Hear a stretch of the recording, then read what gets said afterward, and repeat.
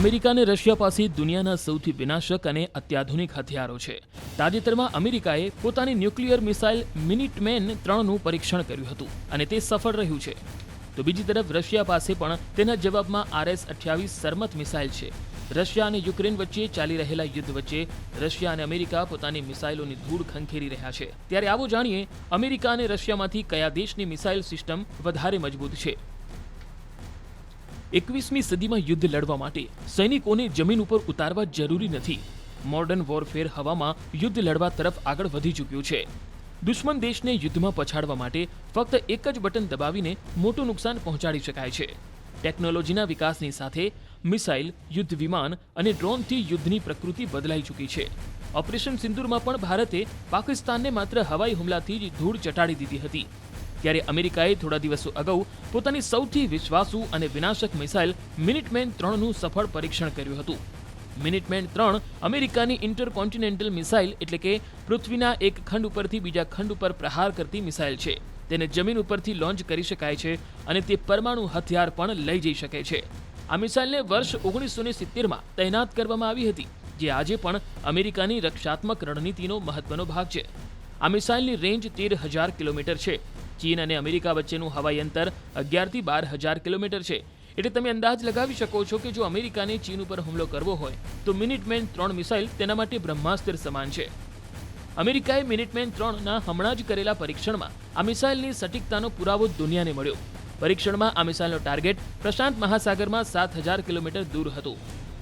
આટલું દૂર અંતર હોવા છતાં પણ મિસાઇલે સફળતાપૂર્વક જે દ્વીપ ઉપર જગ્યા નક્કી કરાઈ હતી તે જગ્યા ઉપર જ પ્રહાર કર્યો હતો. આ સમગ્ર મિસાઇલ પરીક્ષણને અમેરિકાએ રૂટીન ટેસ્ટ કહ્યો હતો.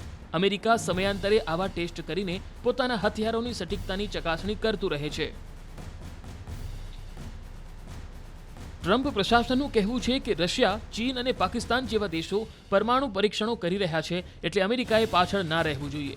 જો કે અમેરિકાના ઉર્જા વિભાગે સ્પષ્ટતા કરી કે અત્યારે વિસ્ફોટકોવાળા પરમાણુ ટેસ્ટ નહીં થાય.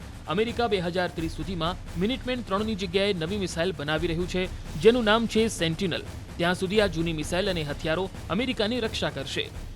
હવે વાત કરીએ રશિયાની, તો રશિયા પાસે અમેરિકાની મિનિટમેન 3 મિસાઇલની સરખામણીમાં RS-28 સરમત મિસાઇલ છે. આ મિસાઇલ દુનિયાની સૌથી ઘાતક ઇન્ટરકોન્ટિનેન્ટલ મિસાઇલ છે અને તેની રેન્જ છે 18,000 કિલોમીટર. એટલે કે તે મિનિટમેન 3 કરતાં 5,000 કિલોમીટર વધારે દૂર પ્રહાર કરી શકે છે. એટલું જ નહીં, સરમત મિસાઇલ એક સાથે 10 થી 15 ન્યુક્લિયર વોરહેડ પણ લઈ જઈ શકે છે અને દરેક વોટરહેડ અલગ અલગ નિશાના ઉપર પ્રહાર કરવા સક્ષમ છે. સરમત મિસાઇલની આ ક્ષમતા તેને અન્ય મિસાઇલો કરતાં વધારે મજબૂત બનાવે છે. રશિયાનો દાવો છે કે RS-28 સરમત મિસાઇલને દુનિયાની કોઈ પણ એર ડિફેન્સ સિસ્ટમ ટ્રેક કરી શકતી નથી. બીજી તરફ અમેરિકાની મિનિટમેન મિસાઇલની ટેકનોલોજી 50 વર્ષ જૂની છે અને તેના ઉપર 1 થી 3 જેટલા વોરહેડ જ લગાવી શકાય છે. જો કે અમેરિકા તેને સતત અપગ્રેડ કરતું આવ્યું છે. પરંતુ આ બધાથી ઉપરવટ અમેરિકાની મિનિટમેન 3 મિસાઇલ ભલે જૂની હોય, પણ તે અત્યાર સુધીની સૌથી ભરોસાપાત્ર અને સૌથી મજબૂત ઇન્ટરકોન્ટિનેન્ટલ બેલિસ્ટિક મિસાઇલ છે. તો રશિયાની સરમત મિસાઇલ લેટેસ્ટ ટેકનોલોજી સાથે સૌથી વધુ તાકતવર અને વધુ ડરામણી મનાય છે. રશિયા અને અમેરિકા પાસે રહેલી આ બંને મિસાઇલો અને તેના જેવા અન્ય લેટેસ્ટ ટેકનોલોજીવાળા હથિયારોથી જ તેમની તાકાતનું સંતુલન જળવાઈ રહ્યું છે. જો કોઈ દેશ નબળો સાબિત થાય તો યુદ્ધ થવાની સંભાવના વધી જતી હોય છે.